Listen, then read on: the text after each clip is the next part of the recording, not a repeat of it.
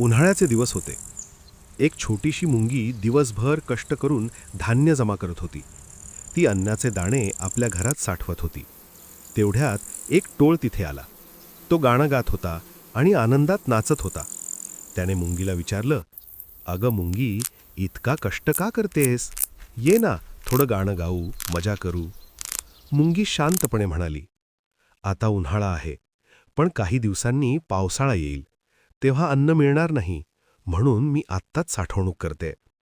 टोळ हसला आणि म्हणाला, "अगं, भविष्यासाठी इतकी काळजी कशाला? आजचा दिवस एन्जॉय कर." असं म्हणत तो खेळत राहिला. काही दिवसांनी पावसाळा सुरू झाला. पाऊस सतत कोसळू लागला. टोळाला अन्न मिळेना. तो उपाशी राहू लागला. तेव्हा तो मुंगीच्या घराजवळ गेला. मुंगीने आधीच धान्य साठवून ठेवलं होतं. ती सुरक्षित आणि आनंदात होती. टोळाला आपल्या चुकांची जाणीव झाली.